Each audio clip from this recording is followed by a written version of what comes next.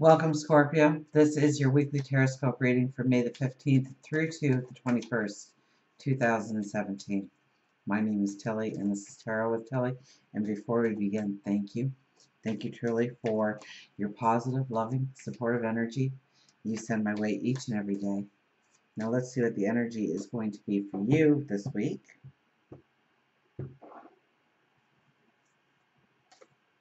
Oh, judgment. Good judgment, strong judgment. Do not fall into the rumor mill. Do not listen to it. Do not start. Investigate anything that you are doing. We don't want to make decisions on the fly. We want to be grounded. We want to have all the information. We want to make our decisions strong. We want to have good judgment in all we do this week. Four of Wands is now this is the proposal marriage card, and the sun is in that area of your astrology chart for a little bit longer this week, but then it changes. So this is where we can really come up with, this is the strong talks. This is the epiphany of what you have been trying to work on when it comes to relationships, when it comes on joining with another. Now, it's not necessarily a love relationship. It could be a partnership. It could be a friendship. It could be an association within the workplace or the community. Okay, where you've been trying to build a relationship, build a union, a partnership. Okay, this is where we are negotiating. This is where we are making the commitments. This is where we are setting the foundation. This is where we are strengthening the foundation. This is where we are dreaming about where we are going forward, how we are proceeding, what's the next step. The Hermit. The Hermit is asking you to take it back a step, to really think about what's important, what's not important in your life, what you can do with what you want and what you need, the goals that you want to set for yourself, your dreams, your desires, and tapping into your wisdom of how to actually go forward, designing the plan in your mind so that when you take that step, it is a sure step. And we have the good judgment card here. So this is a real strength when it comes to meditation, when it comes to prayer, when it comes to just silencing your world so that you can reflect for a little while about your path forward and how you want that path to look. We have the Nine of Cups as our underlying energy. You're the first to get this week, so it has not been a card that's come out for any of the other signs so far. This is your hopes, your dreams, your desires. This is asking you to dream big, to expand your dreams, to, what do you want? What's your passions? What's your desires? So, positive affirmations, prayer, meditation, and also gratitude that it is in your path, that you merely need to do the steps in order to obtain. We have the Seven of Cups. Seven of Cups.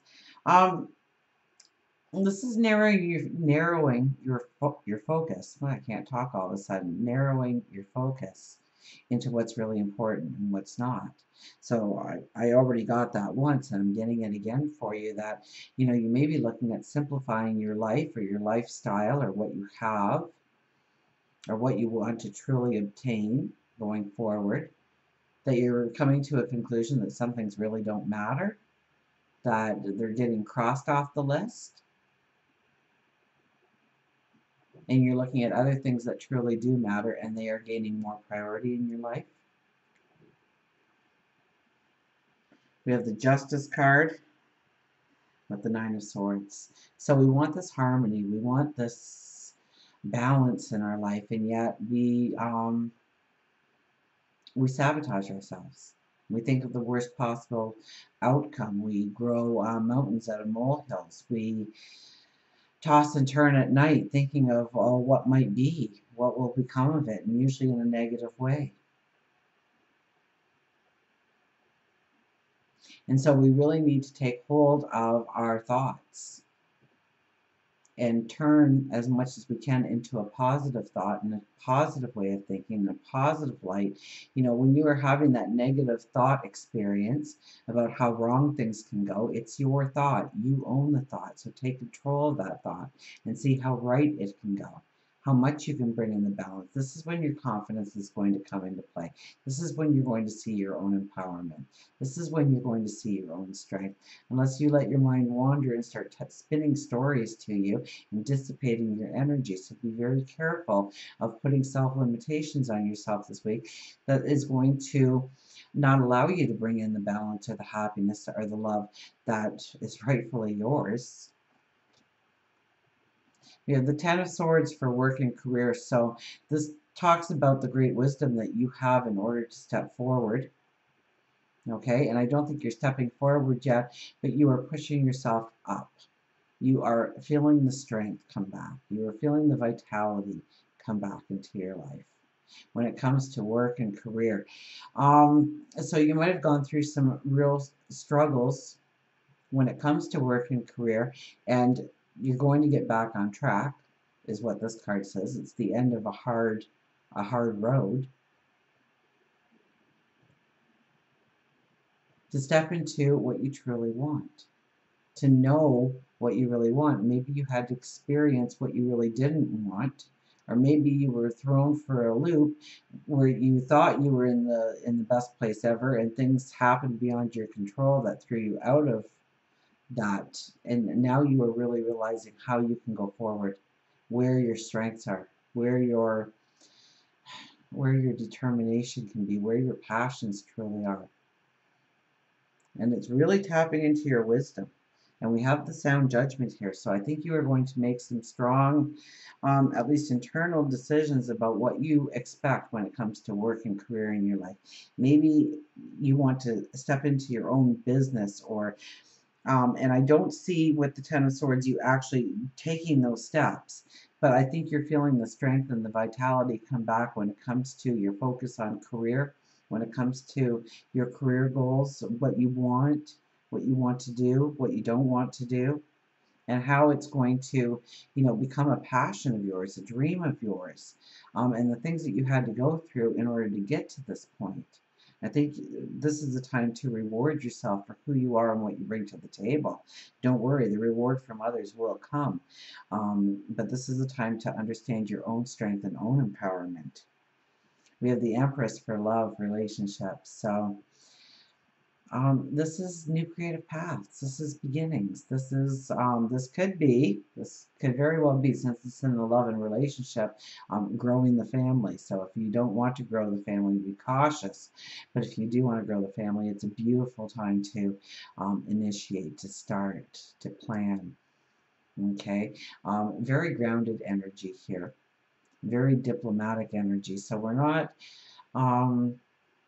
being as spontaneous. Well, we could be a little spontaneous with the Empress, just because it's very new beginnings, new starts, new ways of creating love in your life, new ways of embracing love in your life, bringing out passions and sensuality within the relationship. This is new beginnings within relationships, and this is actually stepping into new relationships depending on where you are in your path. So this could be taking it back to almost like a birth or a rebirth of the relationship, reigniting the spark, seeing new creative ways that you can go forward within the relationship. The Death card comes out in your spirituality. So this is really asking you to meditate, to pray on the things that have been holding you down, the old baggage, the old ways of thinking, where you have been limiting yourself or allowing others or situations to limit you. And through meditation, through prayer, through alone time, quiet time, states of reflection, you're going to understand where you can be liberated, where you can feel the freedom, where you can step into your passions and your dreams. So try and work in meditation, prayer, reflection in your daily experience, in your daily routine. Absolutely. You will understand, you'll get that aha moment, you'll get that epiphany, you'll understand how to use the energies to work for you in moving you into a place of freedom and liberation towards your passions. Look at this, we have the Knight of Cups for health and well-being. So, you know what? This is putting you first. This is loving you. This is doing things for you. Now, as far as relationships are concerned, you could meet somebody if you're looking for somebody that is very health conscious and moves you along that path or teams up with you in some way. That could be that you meet somebody that becomes a mentor or just a partner in moving forward in a healthy lifestyle. But this is really about embracing yourself and loving yourself and doing what's right for you because you know it's right for you. And not worried so much about what other people might say or think or do because of your actions, but um, really understanding about your health and well-being, how you want to feel that vitality, that happiness, that joy for life, day in and day out. And this is your time to come up with ways of experiencing, of creating it in your life. So look towards creating memories on a daily basis, happy, joyful memories, embracing life, embracing you and all you have to offer, and see the beauty of who you are, loving you, because when you love yourself, you're automatically going to do what's best for you when it comes to sleep, when it comes to eating, when it comes to exercise, when it comes to walking a healthy path forward. And until we meet again, remember, I do love you.